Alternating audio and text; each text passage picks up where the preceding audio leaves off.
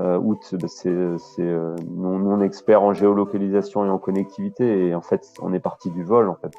Voilà, en France aujourd'hui, vous avez un vélo qui est volé toutes les minutes 30, 400 000 vélos volés par an.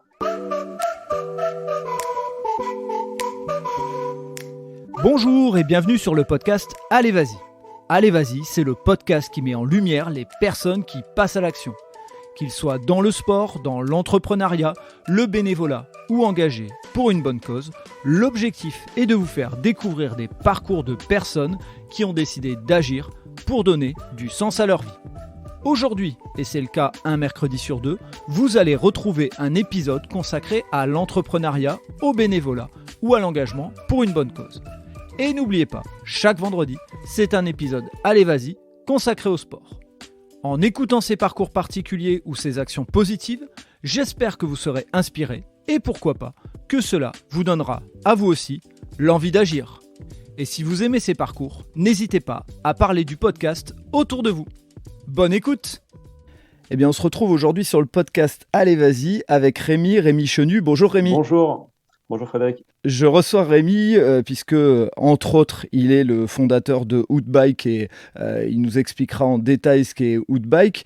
Et parce que tout au long de son parcours entrepreneurial dans lequel il y a plusieurs types d'expériences, il y a un vrai lien avec le sport et on le sait sur Allez Vas-y, le lien entre le sport et l'entrepreneuriat, on essaye de le glisser. Mais avant de parler du parcours de Rémi, on va démarrer par le traditionnel portrait chinois pour faire connaissance avec lui.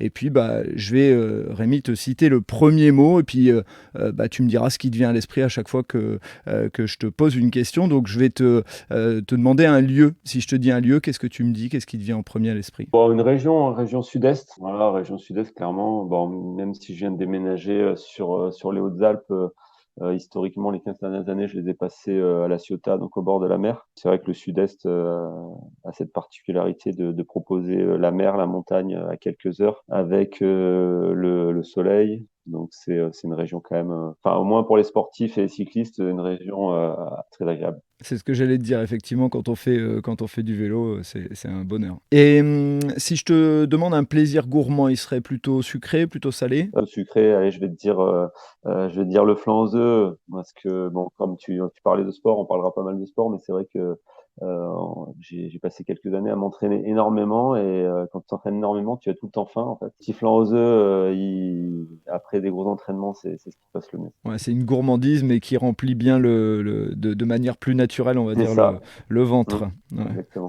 Si je te parle d'une passion ou d'un passe-temps, qu'est-ce que tu me dirais? Principalement le vélo, hein, nous c'est vrai que ce soit VTT, toutes les formes de vélo, ça fait partie. Bon, même si à côté je fais beaucoup de randonnées, etc. Mais c'est vrai que le vélo prend une grosse part de mon temps libre depuis que je suis gamin. D'accord. Et ma compagne aussi. Ok, on y reviendra justement dans ton parcours et tu pourras ouvrir justement cette page au sport. Si je te parle d'une ou de plusieurs personnes ou personnalités qui t'inspirent ou qui t'ont inspiré, tu me parlerais de qui? Bon, pendant mon parcours, peut-être une des plus connues, c'est Marc Simoncini, avec qui j'ai bossé, qui m'a appris pas mal de choses et qui est quand même vraiment différent de tous les investisseurs ou entrepreneurs que j'ai pu rencontrer. Je pense où bon, c'est vrai qu'il a les moyens, il met les moyens sur ce qu'il veut faire. On va dire que ça tarde moins sur les chiffres et va plus écouter son instinct en fait, voilà, qui est plus proche de ce que moi, ma façon de voir l'entrepreneuriat. Ouais, c'est un vrai entrepreneur et d'ailleurs pour le plus grand public qui le connaissait peut-être pas avant, c'est lui qui est passé à l'émission Qui veut être mon associé là sur M6, mais effectivement pour ceux qui le connaissent plus sur le côté entrepreneurial et pas à télévision, il a quand même une vision très marquée de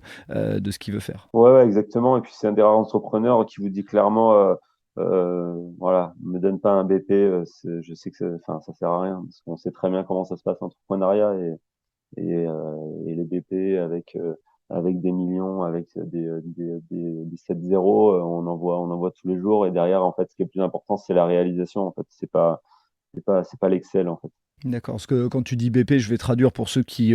Ouais, business plan, ouais, le prévisionnel. Généralement, quand on arrive vers un investisseur, le premier truc qu'on lui montre, c'est un prévisionnel avec plein de zéros pour les faire rêver. Et voilà, Marc, il me regarde droit dans les yeux, il dit, ça, je veux même pas le voir, on sait très bien que ça sert à rien. Donc maintenant qu'on a fini ce portrait chinois, je vais te laisser la parole pour nous parler de ton parcours, ce qui a jalonné entre guillemets ton parcours d'entrepreneur et ce lien avec le sport pour en arriver à aujourd'hui sur l'aventure road bike, sachant qu'on précise qu'on enregistre parce que c'est important l'épisode là aujourd'hui le 12 octobre et que effectivement quand on parle d'entrepreneuriat il y a des choses qui se passent et peut-être qu'on parlera d'événements futurs qui, au moment où vous écouterez, seront des événements qui se sont déjà passés. Donc pour juste faire un petit résumé de mon parcours, donc j'ai fait maths sup école d'ingé et après j'ai fait un master avec l'IAE, un master en gestion, parce que c'est qu'en école d'ingénieur, alors peut-être que ça a changé depuis, mais il y a très très peu de marketing et très peu de gestion de ressources humaines et en fait pour créer une société en étant ingénieur, je pense que c'est vraiment limite. Donc j'ai rapidement continué par un MBA avec l'IAE pour justement m'apporter une deuxième casquette. Il y avait cette volonté chez toi, je me permets juste pour éclairer, mais il y avait cette volonté déjà jeune de créer ton entreprise, puisque quand tu dis il y avait peu de marketing, peu de gestion, c'est qu'il y avait cette idée peut-être. Là, en fait, j'ai bossé, je pense que j'ai été salarié très peu de temps dans ma vie, peut-être 2 ans. J'étais acheteur justement dans le vélo, pour une société qui faisait de la distribution et du commerce international de pièces de vélo. Et c'est vrai qu'après, j'ai voulu monter ma société rapidement et je me suis rendu compte que j'allais être trop juste. Et du coup, j'ai fait ce master et dans le cadre du stage du master, j'ai créé ma société et justement les professeurs m'ont du coup accompagné à monter ma première société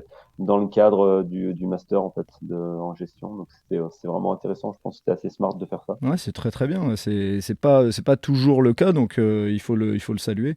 Euh, Ouais, ouais, exactement. donc tu crées tout jeune. Ouais, je crée oui à 20 2016, 26 ans. Ouais. D'accord. Enfin, c'est Ok. pas très Ouais. jeune, mais c'est assez jeune. J'avais que 2 ans d'expérience. Mhm. Et ouais, je pense que il y a des gens qui sont pas vraiment faits pour le salariat.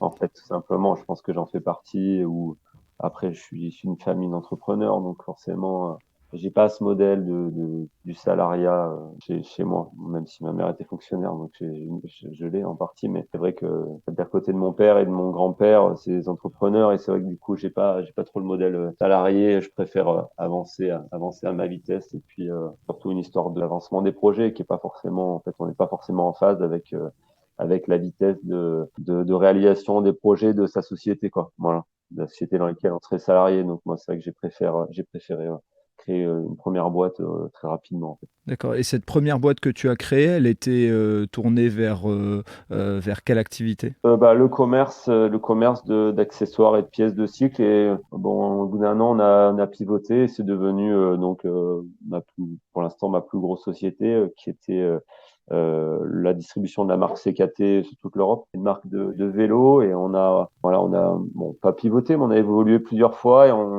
Et le business model, c'est vraiment le montage à la carte de vélos moyens haut de gamme en carbone.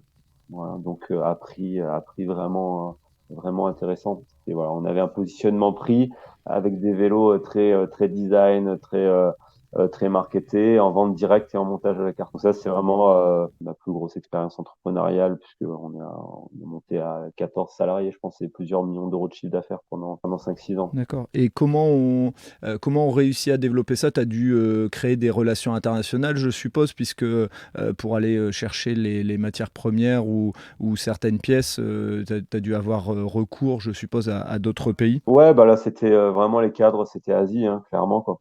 Donc les cadres, c'était Asie, c'était des gens que j'avais rencontrés quand j'étais salarié donc quand j'étais salarié en fait, ma première expérience professionnelle. Et puis c'est marrant parce que tu voulais faire le lien entre la partie sportive et en fait à la base, c'est que du coup, bah, quand j'ai voulu lancer ma première société, forcément, vous avez peu de moyens et du coup, bah moi, il me fallait quand même un vélo. Donc j'en ai acheté, je me souviens, j'ai dû acheter 4-5 cadres en fait pour payer le mien et je les ai vendus en moins d'une semaine. Et là je me suis dit attends, mais il y a peut-être un petit truc à faire, et ça faisait le lien avec la société que j'étais en train de monter, où j'avais fait que le site internet, je vendais des pièces, j'avais je pense 300 revendeurs qui étaient enregistré dans la plateforme et je dis mince, il manque un produit phare et là du coup je m'aperçois que je vends mes 5 en carbone à 1000 € en une semaine et je me dis attends mais il y a peut-être un business à faire et c'est parti de là en fait. Du coup j'en ai racheté 20, 30 et puis après on en a fait 10 000 en 5-6 ans quoi. Donc ce que tu es en train de dire, et c'est intéressant pour des entrepreneurs, c'est que des fois il faut regarder notre quotidien, notre besoin à nous, et ça peut nous éclairer sur un besoin qui pourrait être un peu plus général, et ça a été ton cas. Ouais, exactement, hein. D'ailleurs, ça me rappelle mes petits jingles de BFM, là. D'ailleurs, c'est Marc Simoncini qui dit il faut un problème à résoudre pour lancer une société. Donc, c'est exactement, il faut un besoin, il faut un problème à résoudre, mais c'est dans notre quotidien, les problèmes. Les boîtes qui sont lancées aujourd'hui, elles sont là pour résoudre les problèmes des gens du quotidien, en fait. Donc là, il y avait de la demande sur du cadre carbone stylé à 1000 € ou à tarif accessible, même si après on a augmenté, on avait des cas jusqu'à 2000 €. D'accord. Mais il y avait un besoin sur le marché. Donc, je me suis fait un plaisir de le combler. Et c'est quoi rapidement, mais c'est quoi le quotidien d'un chef d'entreprise d'une grosse structure comme celle-là? Quand je dis le quotidien, c'est pas les petites tâches du quotidien, mais vers quoi on est en focus et comment on développe son entreprise? Ouais, bah là, faut être focus sur le coup de demain, quoi. Faut être focus sur le problème de demain et comment grossir, en fait, parce qu'il faut grossir en permanence. C'est ça le challenge, hein. Si vous stagnez, vous êtes mort. Donc, il faut penser demain, qu'est-ce qui va me faire grossir sans vouloir tout changer tous les jours. Donc, en gros, quel petit smart move aujourd'hui va me faire grossir demain? Je pense que c'est ça le quotidien et au quotidien, c'est beaucoup de RH, d'entrepreneurs, c'est d'arriver à mettre des gens ensemble qui font que la mayonnaise, elle prend et le projet, il prend. En fait. Si les gens s'entendent pas ou si vous n'avez pas la bonne dynamique en interne, ça marche pas. En fait. Et ça, c'est vrai que sur cette première société, on avait vraiment une bonne dynamique en interne avec une grosse ambiance et une grosse solidarité entre tout le monde. Et c'est ce qui fait la différence, hein. C'est pour ça que ça a marché d'ailleurs. Et qu'est-ce que tu en retires de cette première grosse expérience? Parce que quand on crée des boîtes et au fur et à mesure qu'on avance, on a de l'apprentissage entre guillemets. Sur cette première, justement, qu'est-ce que tu en retires? C'est quoi les enseignements pour ton avenir, pour la suite? D'abord, beaucoup de choses. C'est 6 ans de travail avec beaucoup d'heures. Ouais, c'est difficile, je pense, comme ça, en une phrase. Il y a tellement d'aspects sur la gestion financière, déjà qu'il faut être à cheval sur la gestion financière, ça on l'apprend à un moment, c'est vrai que c'est indispensable. Sur la partie RH, c'est vrai aussi que la cohésion de l'équipe, c'est ce qui fait vraiment le succès d'une startup. Je pense que maintenant c'est quelque chose qui est qu'on peut voir tous les jours dans les conseils qu'on peut lire, c'est l'équipe qui fait la différence en vrai. Donc, d'embaucher des personnes clés, c'est vraiment très très important. Et ouais, ça m'a appris aussi qu'il fallait vraiment bon déjà que ça pouvait aller vite parce que c'est allé très vite. C'est-à-dire que nous, au bout d'un an, je faisais 1,5 million € de chiffre d'affaires. Donc alors après, c'est vrai que ça va vite avec des vélos à 1000 €, on est d'accord, hein. Oui. Mais d'un autre côté, voilà, ça prouve que quand la mayonnaise elle prend, ça peut aller très vite. Et est-ce que, si je me permets de peut-être résumer, mais ce que ça signifie aussi, selon moi, dans ce que tu viens de dire, c'est aussi cette capacité, un, d'être un peu touche à tout, et deux, de vraiment se dire que ce qui peut faire la différence, d'après ce que tu t'expliques, c'est avant tout les soft skills plus que la maîtrise vraiment technique. Après, il y a, sur certains produits, on peut comprendre, mais là, tu avais besoin d'être un peu couteau suisse, autant sur de la gestion financière que sur de la partie RH, qui sont deux mondes plutôt Ouais, éloignés à ouais. la base. Ouais, là, clairement, enfin, dans ce rôle d'entrepreneur comme ça, il faut être couteau suisse. Il faut arriver à voir en plus les problèmes sur chaque domaine qui ne sont pas forcément nos spécialités et comprendre un peu tout ce qui se passe pour être sûr qu'on puisse mettre de l'huile dans dans les rouages et que tout se développe bien, quoi. D'accord. Et donc, après cette expérience qui a duré 6 ans, c'est ça que tu nous disais, Ouais, ouais. tu rebondis sur quoi après ça? En fait, je rebondis, ça a été même très très vite puisque c'était un enchaînement. J'ai rencontré Marc Simoncini Mhm. qui m'a proposé de monter une marque de vélo qui s'appelait Heroine Mhm. pour faire du vélo vraiment de luxe. D'accord. Voilà. Et je pense que lui aussi, il est parti d'un problème qu'il devait résoudre, c'est tout simplement, il trouvait pas de vélo pour lui, à son image dans le commerce, en fait, hein, tout simplement. Voilà. Et je pense que c'est pour ça. Et de là, quand on s'est rencontrés, ça lui a paru évident. Il dit, ben, on monte une marque de vélo de luxe, voilà. Et donc, on a fait une marque de vélo de luxe. Ok. Et juste en amont de ça, parce qu'on sait aujourd'hui que le business, ça marche aussi pas mal par le réseau. Vous vous rencontrez de quelle manière? C'est un fait du hasard? C'est par une...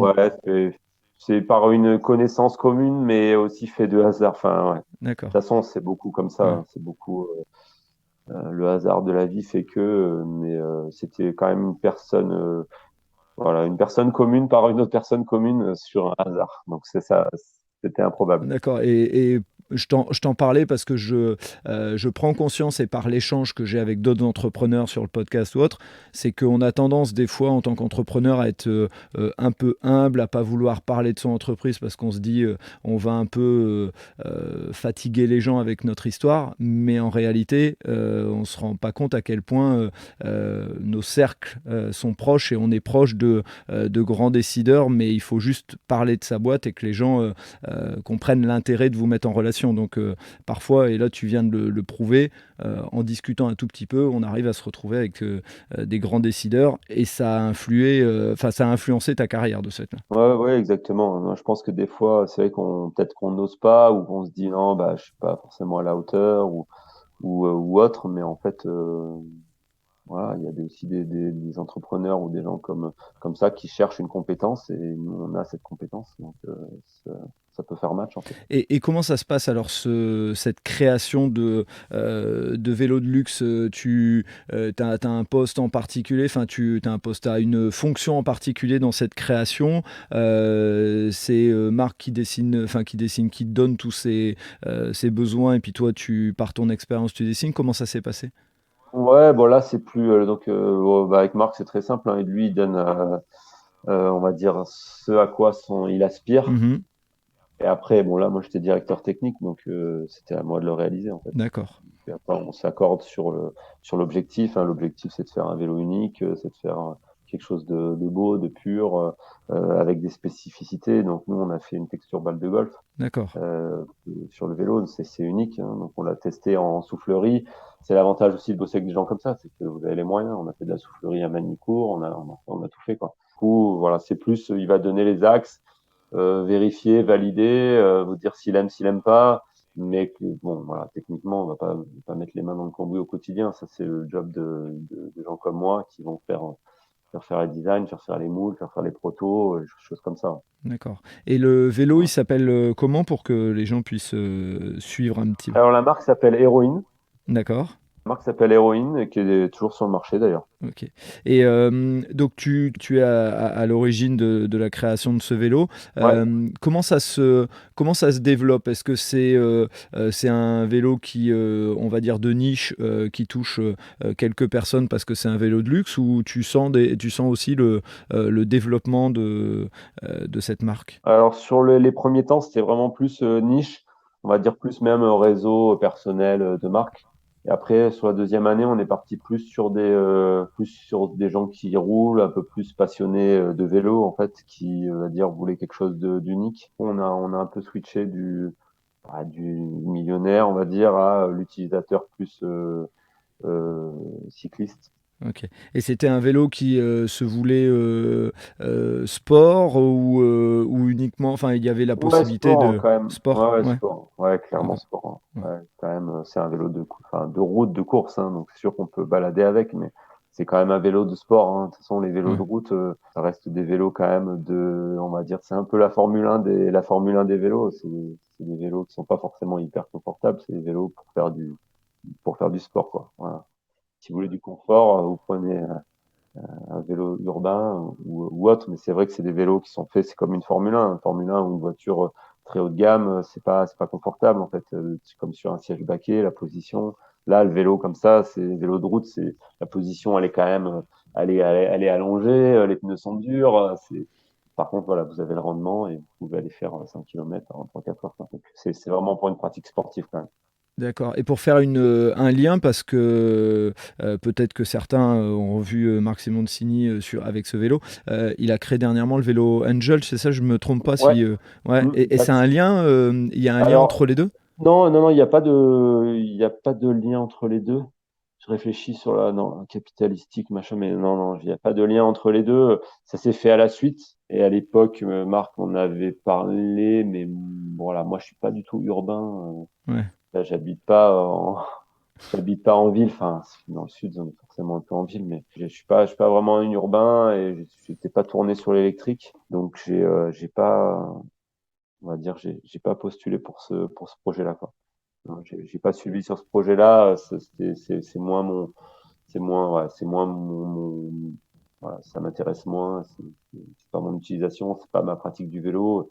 Donc voilà. Et d'ailleurs, en termes de pratique de vélo, est-ce qu'on peut faire une petite parenthèse sur aujourd'hui quel type de sportif tu es? Parce que si j'ai bien compris, c'est pas une pratique juste loisir que tu as de sport. Il y a quand même un bon niveau de pratique. Alors ouais, depuis un an, là j'en ai eu un bébé, donc on a un peu mis les freins, mais encore pendant toutes les années où je bossais donc sur héroïne, c'était pratiquement mes plus belles années sportives aussi. C'est vrai que voilà, avec ma compagne, on était sur une pratique un peu intense avec, on va dire, entre 12 et 20 heures d'entraînement par semaine. Waouh, Donc ok. en compétition, voilà, clairement, c'est Mm. compétition. En 2017, je suis vice-champion de France sur master, hein, donc on va dire, c'est les vieux de plus de 30 ans. Donc Ok. à Risoul, sur le beau parcours de la station de Risoul, et puis ouais, avec ma compagne qui a pu même faire quelques courses pro pendant une saison avec une équipe pro canadienne, même italienne après. Donc Mhm. voilà, on a une pratique vraiment, enfin on avait encore jusqu'à il y a peu une pratique très très intense de ce sport. D'accord, donc toi, quand tu es vice-champion de France, c'est sur des courses qu'on va dire encore amateurs, semi-pro, comment ça Ouais, se... c'est amateur, hein. Clairement, Ouais, c'est les cyclosportifs, donc c'est des courses de, bon là par exemple le championnat de France c'était 130 km et 4000 de dénive, quoi. ouais, Donc quand ça même. reste quand même des courses, voilà, une course type c'est 100 130 km. Et les cyclosportifs c'est des épreuves de masse en fait. Donc en gros on pouvait avoir 1000 2000 personnes au départ. Et puis, on est un peu partout sur toute la France, un peu tous les week-ends. Donc, l'avantage, c'est que c'est des beaux parcours, c'est que c'est des parcours montagneux, donc vous avez vraiment des beaux paysages. Et puis, en même temps, bon, c'est la course parce que derrière, on va faire du 36, 37 de moyenne. Et puis, bon, voilà, les 130 km, ils sont vite avalés, quoi. Mais ça D'accord. reste des pratiques amateurs, en fait, hein, voilà, clairement. Parce que le niveau au-dessus, c'est encore au-dessus. Et qu'est-ce que ça t'a apporté puisque enfin, toute cette pratique sportive, c'était en même temps que des aventures entrepreneuriales assez marquées. Ouais. Et souvent, on a tendance à dire l'entrepreneur, il n'a pas le temps, etc. Mais je suppose que ça devait t'amener un équilibre. Mais je te laisse Ouais, nous en bah, ça parler. amène un équilibre. Je pense il faut arriver justement ouais, à canaliser toute cette synergie du quotidien, tout ce trop-plein aussi d'émotions, parce que dans une journée du quotidien d'un entrepreneur, voilà, c'est une sinusoïde, hein. Donc, c'est-à-dire que le matin, vous avez une très très bonne nouvelle et l'après-midi, vous en avez une très très mauvaise. Donc, c'est pour ça que maintenant, je suis très très neutre, que ce soit sur les bonnes nouvelles ou les mauvaises. Au final, faut rester vraiment très neutre parce que généralement, une mauvaise nouvelle en amène une bonne et vice-versa. Et je pense qu'il faut arriver à canaliser, à prendre le temps, à faire du sport.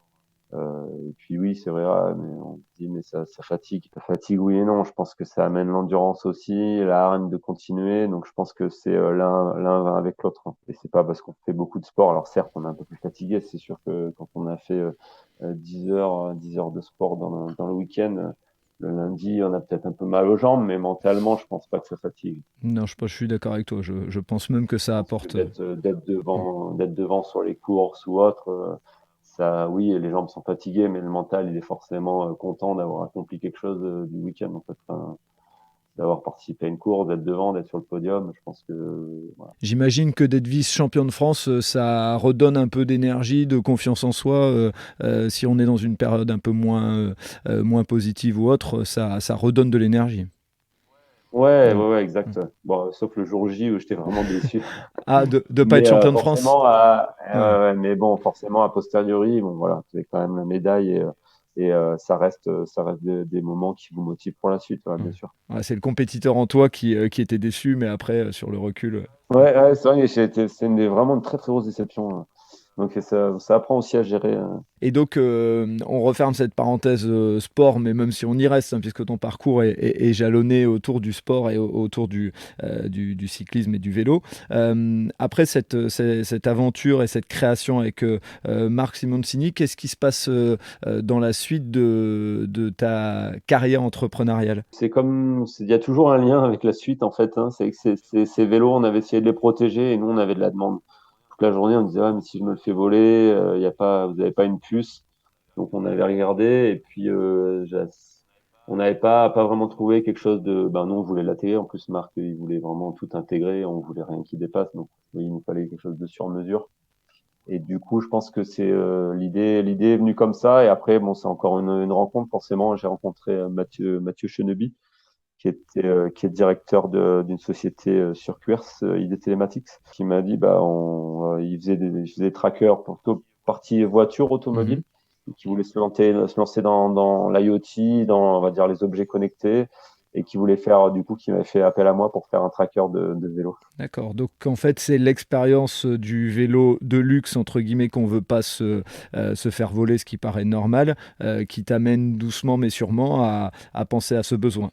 D'accord. Ouais, exactement. Et en fait, c'est voilà, aujourd'hui, août, bah, nous, on est experts en géolocalisation et en connectivité, et en fait, on est parti du vol, en fait. Voilà, en France, aujourd'hui, vous avez un vélo qui est volé toutes les minutes 30, 400 000 vélos volés par an. Nous, on a des vols. Bah déjà, en fait, ce qui s'est vraiment passé, c'est que en 2022, je pense que c'était au tout début, peut-être 2018, je sais plus, mais il y a eu 2 saisons où vraiment tout le monde, enfin, autour de moi, dans mon club, tout le monde se faisait voler des vélos, mais c'était tous les week-ends, quoi, toutes les semaines. Donc c'était vraiment l'enfer. Quand tu dis vol, c'est même les vélos de course, une personne. C'était surtout les vélos de course. J'ai un ami qui s'est fait voler dans son garage. Et les gars, ils ont même changé les roues pour prendre toutes les roues les plus haut de gamme et laisser les roues alu. Ils ont Oh. changé les roues des vélos. Ils sont partis avec tous les vélos. Un autre ami dans sa voiture et à La Ciotat sur le parking. Hein, genre. Oh. Donc là, je pense que c'était lié à Strava en fait. Ouais. Strava, une application Mhm. pour faire du sport. Et c'est vrai qu'au début, je pense qu'il n'y avait pas l'option pour cacher sa localisation de son point de départ. Et donc, en fait, quand vous allez faire du vélo, eh ben, il y a le point de départ de votre maison qui est marqué. Et vu que les parcours sont publics, après, ils ont Ah. rajouté l'option pour cacher en fait le point de départ de votre maison. Donc, ça veut dire qu'en gros, sur 1 kilomètre, c'est imprécis. Et je pense que c'est parti de là parce qu'on a un nombre d'amis à cette période-là, là, 2018-2019, qui se faisaient voler, mais c'était incroyable. Et du coup, je pense que c'est quand j'ai rencontré Mathieu Cheneby, j'ai dit, ah ouais, mais là, il y a vraiment, vraiment de la demande. Bah ouais, forcément. Et comme quoi, ça veut dire que quand on veut mettre en place de la technologie, il y a quand même une réflexion à avoir il y a beaucoup de questions à se poser. C'est surtout ça, parce que là, l'exemple de Strava, ça part d'un bon sentiment, ça part du partage entre sportifs. Et là, ce que tu viens d'expliquer, c'est que bah, il y a des mecs qui en ont carrément fait un indicateur ou en tout cas une source de Ah ouais, c'est trafic, quoi. sûr. Wow. Ouais, je me souviens qu'à l'époque, j'avais regardé, j'ai dit, putain, en vrai, on peut voir jusqu'au. C'était tellement précis, parce que ça utilise le GPS du téléphone qui est vraiment précis, quoi. Donc, non, c'était peut-être que ça utilise le Garmin, ça dépend comment vous utilisez, mais en tout cas, ça va jusqu'à la porte de votre garage, quoi. C'est sûr que là, c'est un piège, et je pense qu'il y a beaucoup de nos copains qui se sont fait voler dans les garages où ça partait de là, ou peut-être un réseau, hein, mais. C'est vrai qu'à l'époque, c'était vraiment tellement courant sur des beaux vélos. Hein, on parle de très très beaux vélos, donc ben, ça peut, ouais. Derrière, faut pouvoir en acheter un. Souvent, ils sont pas assurés, donc il y avait vraiment un besoin. Et du coup, août est parti de là. En fait, l'idée, c'est comment rendre un vélo qui est pas intelligent en un vélo intelligent. Donc, un vélo intelligent, c'est un vélo qu'on peut pas voler. Un vélo intelligent, c'est un vélo qui va prévenir si vous chutez, qui va prévenir vos proches, etc. Donc c'est vraiment ce qu'on fait, quoi. Wow. La détection de chute, du bouton SOS. Donc, c'est-à-dire si vous chutez, c'est le vélo sans utiliser votre téléphone qui va envoyer un SMS à votre compagne ou à vos contacts proches. Et surtout, c'est un vélo qu'on peut pas voler, en fait, enfin, qu'on peut pas voler. On peut toujours tout voler, hein, mais nous, on envoie l'alerte en 15 secondes. Donc, aujourd'hui, si quelqu'un touche mon vélo, j'ai l'alerte en 15 secondes. Je peux déjà réagir et après, bon, on a un tracé sur plusieurs semaines, donc on va pouvoir suivre le vélo et aller voir la police pour le récupérer. À la base, ta réflexion, c'était directement le produit tel qu'il est, ou il y a eu des V1, des V2, sous-entendu, bien sûr qu'il y a eu des évolutions, hein, mais sous-entendu, est-ce que l'idée au début, elle était de mettre une puce dans le vélo, et puis ça a évolué, ou ça a tout de suite été cette idée de ce tracker qui vient s'intégrer dans le vélo directement? Bah, au début, on a essayé dans le vélo, hein, Ouais, ça aurait été bien, mais en fait, forcément, avec le métal, on a ouais. des petits soucis pour faire passer les ondes. Donc, ça s'est vite transformé en un produit qu'on rajoute sur n'importe quel vélo. Et du coup, voilà, on a un modèle et maintenant, on a un deuxième modèle qui est un porte-bidon, Mhm. qui se veut vraiment plus discret, plus facile à monter. Surtout ça, en fait, plus facile à monter et avec plus de fonctions. Et puis un porte-bidon, ça a une vraie utilité. Tous besoin plus ou moins d'un Mhm. porte-bidon sur son vélo, donc autant en mettre un qui sécurise le vélo complètement. De- Voilà. Donc c'est sûr qu'il y a eu beaucoup d'évolutions. Voilà, la création de produits, maintenant, c'est vrai que c'est quelque chose que je maîtrise bien Forcément. et voilà, on part d'une idée et puis après, il y a aussi qu'est-ce que veulent vendre les magasins, qu'est-ce qu'ils ont le temps d'installer, qu'est-ce qu'ils veulent, voilà, est-ce qu'ils veulent prendre le temps d'installer ça, combien de temps ils peuvent accorder au produit, combien de temps ils peuvent accorder pour expliquer le produit, et pareil pour le client final, est-ce qu'il veut dénaturer son vélo, est-ce qu'il veut pas dénaturer son vélo, quel poids il est prêt à mettre sur son vélo en plus pour sa sécurité, etc., quoi. Donc il y a pas forcément le produit le plus joli qui se vend, c'est pas forcément ouais, donc il faut jongler avec tout ça pour faire le produit ouais, qui est utilisé, qui se vend, que le client est content d'utiliser, que le magasin est content de vendre, etc. Et cette volonté de travailler avec des magasins, c'était dès le démarrage, sous-entendu, on peut avoir deux schémas. On peut avoir la volonté de vendre en direct sur un site internet, ou on peut avoir la volonté de créer un produit et après le revendre à des revendeurs. Toi, c'était ta volonté, quelle était ta volonté au départ et comment ça a évolué? Nous, on fait un peu les deux, hein. Après, c'est sûr que la vente directe, on en fait peu. On préfère forcément travailler avec des distributeurs qui, eux, revendent aux magasins. On travaille pas avec les magasins en direct, hein. On travaille avec des distributeurs qui vendent aux magasins.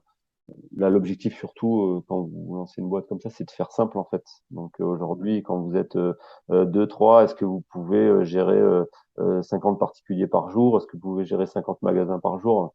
La réponse est non en fait. Par contre, est-ce que vous pouvez gérer 2 distributeurs ou 3 distributeurs dans 3 pays? Ça, la réponse elle est oui en fait. Ok. Donc il faut aussi faire, enfin en tout cas, moi je l'ai vu comme ça. J'ai fait simple, même si on fait un peu de vente en ligne pour dépanner les clients, mais en vrai, c'est pas notre cœur de métier, puisque des trackers à 199 euros, puis on commence voilà, à prendre du temps dans la journée pour le vendre. Enfin, il vaut mieux travailler sur de la quantité avec des distributeurs.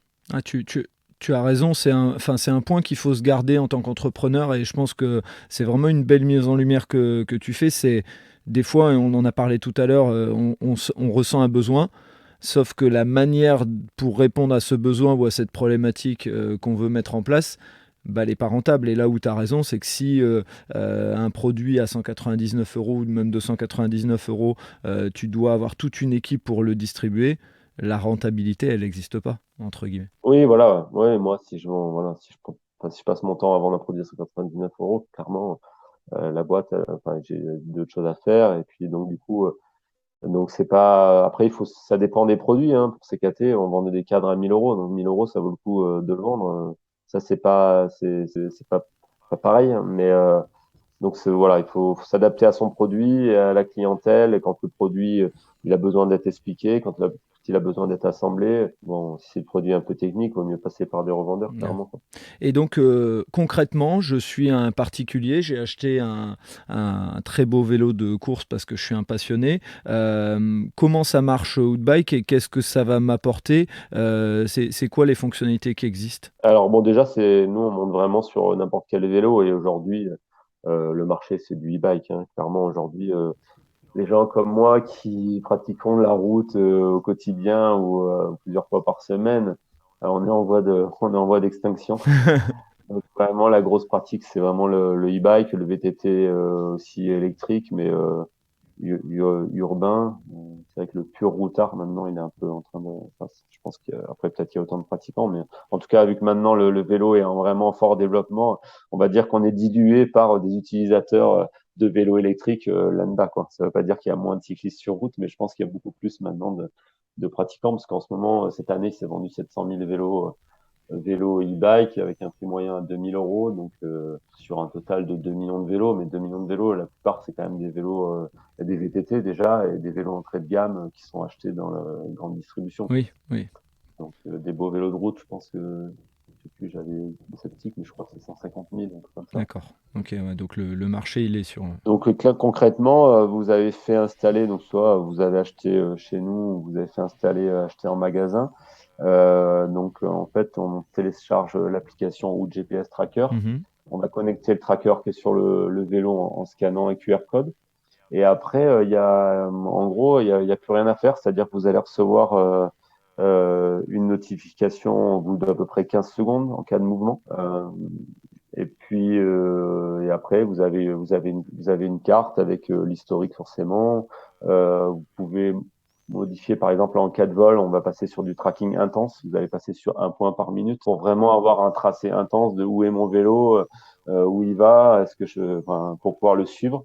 Donc, on a pas mal d'options sur les notifications, etc. Mais globalement, vous avez rien à faire puisque, voilà, on peut même pas enlever la protection. Même nous, on peut pas stopper. Enfin, si, ouais, on peut faire un reset, mais on n'arrive même pas, nous, à bloquer la protection. Donc, vraiment, votre vélo, dès que vous l'achetez, avant même d'installer l'application, de toute façon, votre vélo, il est déjà protégé puisque de base, il envoie des points, en fait. D'accord, c'est inviolable enfin, pour permettre de l'enlever ou autre, c'est inviolable.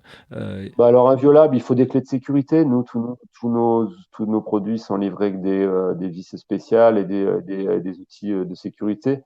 Mais on va dire que clairement, même vous, on va dire que vous n'avez pas quelque chose à activer. C'est bon, on m'a dit oui, alors quand on pose le vélo, il faut activer. Non, parce que sinon on oublie de l'enlever. Non, voilà, il y a pas à l'activer quand vous posez votre vélo, il n'y a pas à le désactiver. Voilà, vous avez juste à le recharger et puis c'est tout. Une fois qu'il est installé sur le vélo, il est protégé. Le tracker, il est né toujours, en fait. On peut pas l'arrêter. Et donc ça permet de travailler entre guillemets avec les forces de l'ordre. Vous avez aujourd'hui un lien particulier, c'est-à-dire que les forces de l'ordre, quand on va porter plainte pour un vol de vélo, si on dit qu'on a Outbike, je sais pas, il y a un travail qui a été fait en parallèle. Alors nous, on est en train d'aller vers le combo. Donc là, on est en train de le mettre en place en ce moment. On propose l'assurance maintenant. Donc on a vraiment un combo traceur plus assurance. Donc en gros, l'idée c'est votre vélo il est tracé. Après, nous, on vous aide à le récupérer en cas de vol. Et si on n'arrive pas à le récupérer, la police non plus, eh ben, en fait, on vous le rembourse. Donc on a une assurance sans franchise et sans décote. Ok. Et on est en train de mettre en place une hotline qui est vraiment dédiée au vol. Une fois que vous avez déclaré un vol dans l'application, vous avez un numéro de téléphone et nous, en fait, on va vous aider parce que c'est vrai que nous, ben, voilà, on a les systèmes sur les serveurs, on voit vraiment les positions, les tracés, on a la grande carte et du coup, on sait, on va dire qu'en plus, on a un peu plus d'expérience. Donc, en cas de vol, on a souvent bon, on a eu l'exemple encore il y a 2 semaines, on a permis de retrouver le vélo. Les gens sont un peu en panique en fait parce que de toute façon tout le monde pense que enfin, on a un traceur mais il servira jamais à rien parce qu'on ne se fera jamais voler le vélo. Ouais. En fait, des vols, il y en a tous les jours et Mais des oui. gens qui pensaient ça, bah, malheureusement à chaque fois c'est les gens ils pensaient pas qu'ils allaient se faire voler le vélo, mais et c'est vrai que du coup bah, après ils sont un peu en panique, donc ils sont contents de nous avoir au téléphone en nous disant bon bah voilà le vélo on me l'a volé hier soir à 18h, depuis il se balade, qu'est-ce que je peux faire et où il est quoi. Voilà, donc nous ça en fait on a tous les points sur les serveurs, on arrive à voir exactement, on voit le niveau de batterie, et on voit un peu plus ce qu'on peut faire. Et du coup, oui, après, les forces de l'ordre, maintenant, elles se déplacent. On me pose souvent la question, mais c'est vrai que là, je vois l'exemple il y a 15 jours. Le vélo, après, il a bougé 2 fois en ville et les forces de l'ordre sont venues quand même 2 fois en intervention pour essayer de le récupérer. Les forces de l'ordre, maintenant, je pense, enfin, ils ont aussi intérêt, je pense, à clore des dossiers. Alors sûr, quand on leur dit on m'a volé mon vélo, bon, ils y vont pas. Quand on leur dit j'ai la trace et qu'on leur montre la carte et qu'en plus on a une fonction pour leur envoyer les données. Donc Après, sauf s'ils sont vraiment surchargés, mais c'est souvent le cas.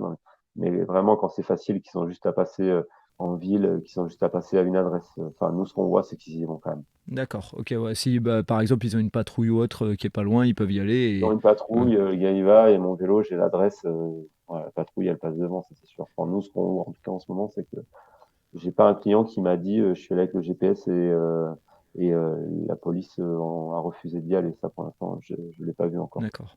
Et une autre question, est-ce qu'il y a une utilisation de Woodbike par des sportifs pour faire leur tracker, pour savoir combien de kilomètres ils ont fait, etc. C'est une utilisation aussi ou aujourd'hui, Non. non? Ouais, non, pas du tout, parce que nous, en fait, nous, notre but, comme c'est les traceurs qui sont autonomes, ils ont leur propre batterie. Donc, nous, notre but, en fait, c'est que, voilà, enfin, moi, ma fonction, c'est que le jour où vous faites voler le vélo, il y ait le plus longtemps de batterie disponible pour que, pendant plusieurs semaines, on puisse enquêter. Alors, ça dure pas plusieurs semaines, hein, parce que, enfin, nous, ce qu'on voit, c'est que les vélos, ils sont vendus dans l'heure à 50 euros, quoi. Donc, enfin, c'est ce qu'on voit, c'est ce qu'on voit dans les reportages à la télé, c'est ce qu'on constate nous, c'est que les gars ils se débarrassent le plus vite possible des vélos volés. Donc, en gros, il n'y a pas besoin de plusieurs semaines de batterie, mais en tout cas, nous, notre job, c'est que d'avoir tout le temps de la batterie. Et donc, du coup, nous, notre job, c'est surtout d'envoyer le moins possible de positions inutiles. Et vous utilisez votre vélo ou autre, en fait, nous, alors notre petit plus, c'est qu'on fait de la détection de l'utilisateur par Bluetooth. Et du coup, c'est vous qui utilisez votre propre vélo. Nous, on va pas envoyer de points. Donc, du coup, vous n'aurez pas de tracé, de kilomètres, de vitesse. Voilà, nous, on n'est pas Garmin, quoi. Voilà.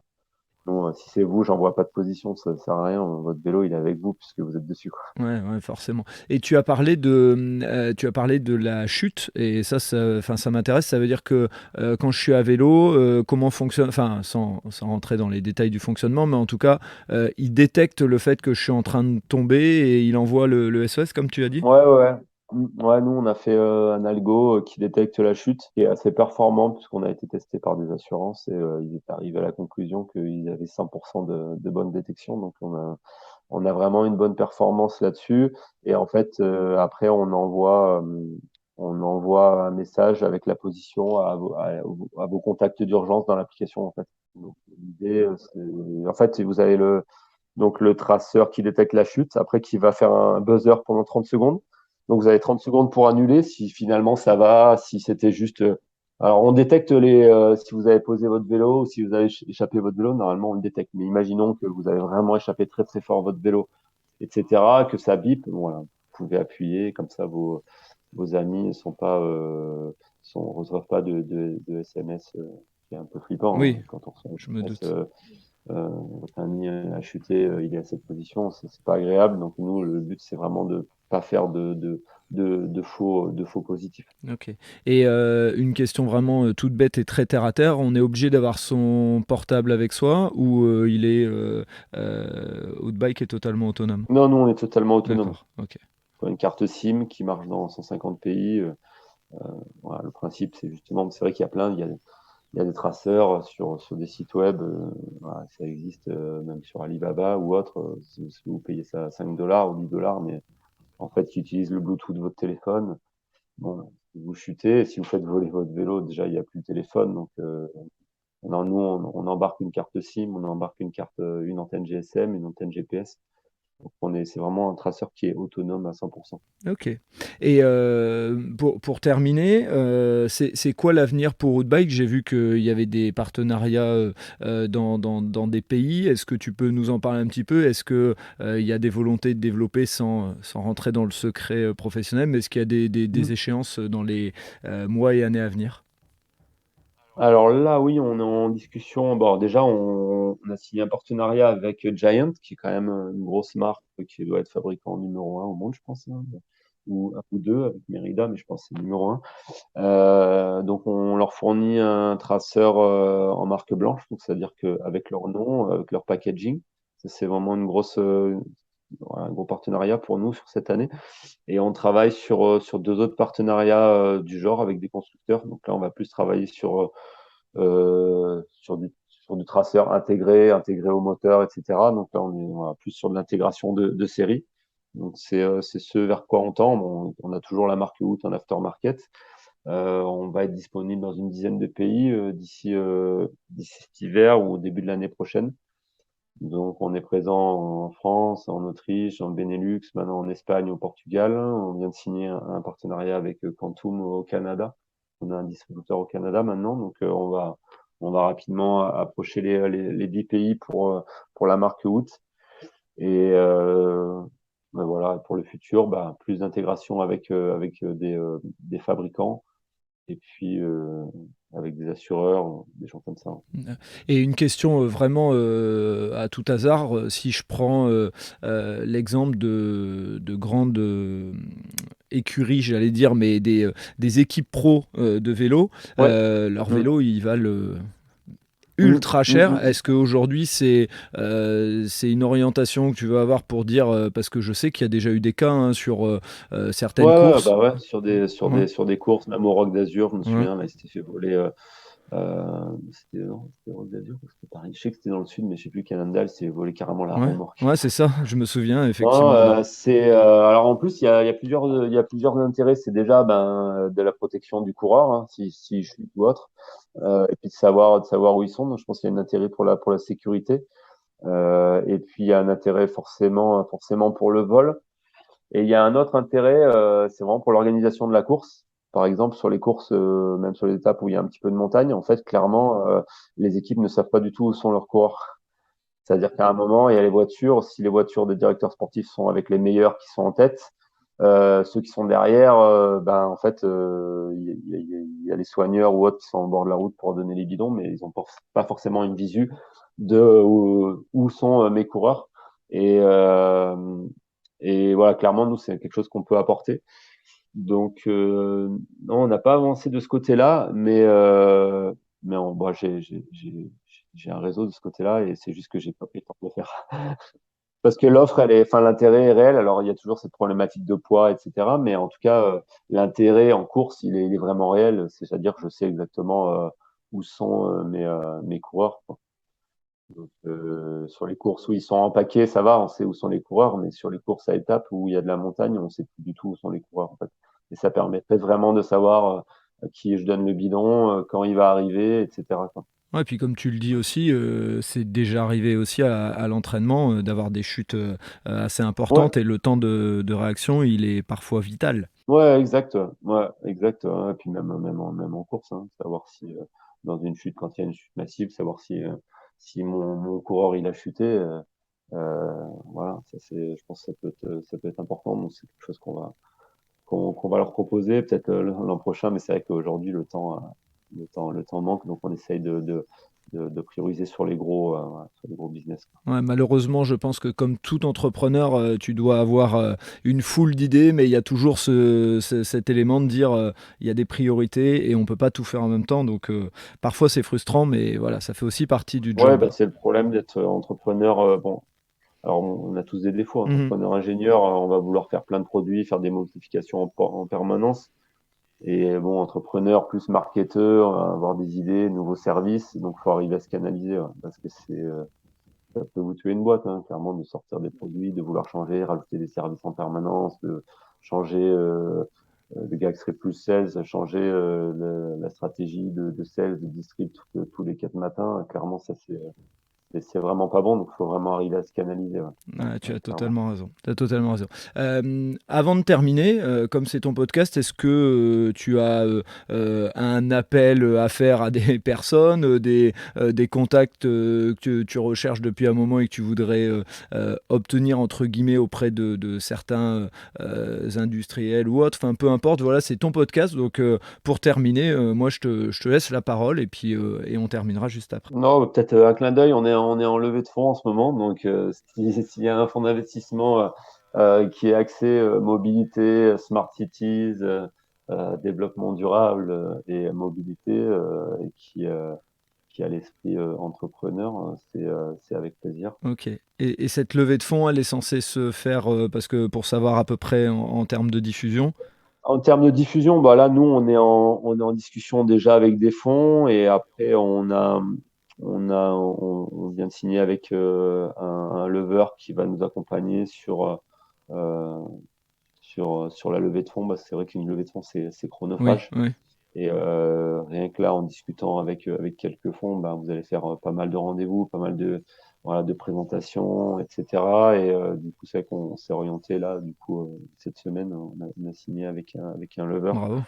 qui va du coup nous aider à canaliser tout ça et à trier aussi, parce qu'il y a des fonds avec qui on présente et en fait, on s'aperçoit derrière qu'en fait, c'est pas leur cœur de métier, donc ça sert à rien. Ouais.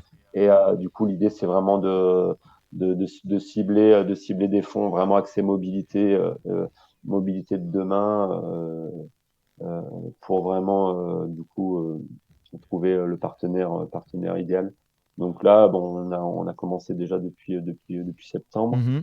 Donc on s'est fixé 6 mois, qui est c'est le timing moyen pour une levée de fonds. Ça peut être plus rapide, mais en tout cas, généralement, moi, ce que j'ai déjà fait dans le passé, en gros, il faut quand même 6 mois pour lever, voilà, trouver le bon fonds, discuter, les due diligence, etc. Voilà, donc on s'est donné 6 mois. Donc, écoute, quand tu vas diffuser le podcast, normalement, ça sera pas fait, C'est mais ça. on aura peut-être signé quelque chose. Ouais. J'espère qu'on aura signé quelque chose. On va croiser les doigts, je vais toucher du bois et du singe, pas de problème là-dessus.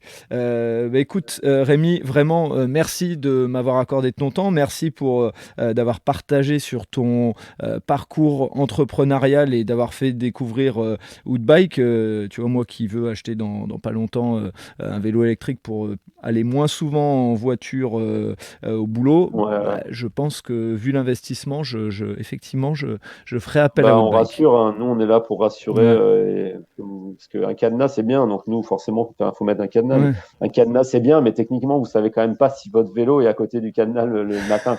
C'est vrai, tu as raison. C'est vrai. Ouais, tu as donc nous on est là pour justement faire le combo et dire oui, votre vélo il est toujours le matin, vous n'avez pas besoin de stresser à chaque fois que vous descendez au garage parce qu'il sera dans votre garage, quoi. Ouais, c'est clair. Sinon vous avez eu la notification. Ouais, forcément. Donc donc avec plaisir pour équiper ton vélo. Top. Merci à toi et au plaisir de partager à nouveau. Merci Frédéric. Merci. Merci d'avoir écouté cet épisode jusqu'au bout. J'espère que vous avez apprécié ce moment et si vous voulez en savoir plus, rendez-vous sur les notes du podcast. Si vous avez aimé cet épisode, n'hésitez pas à en parler autour de vous pour donner encore plus de lumière aux actions des invités. Si vous avez envie de suivre Allez Vas-y, abonnez-vous et évaluez le podcast, notamment sur Spotify et Apple Podcast, sur votre plateforme d'écoute préférée. Si vous voulez faire avancer mon travail, laissez un commentaire sur Apple Podcast, ça aide à faire connaître le podcast. Pour ceux qui ne le savent pas encore, j'ai lancé un autre podcast sur le voyage qui s'intitule Loin de chez soi. Il est disponible sur Apple Podcast, Spotify, Deezer et sur les plateformes d'écoute. Je vous donne rendez-vous un mercredi sur 2 pour un podcast Allez Vas-y sur les entrepreneurs et entrepreneureux, les bénévoles et les engagés. Et tous les vendredis pour un épisode consacré aux sportifs et aux sportives. D'ici là, portez-vous bien.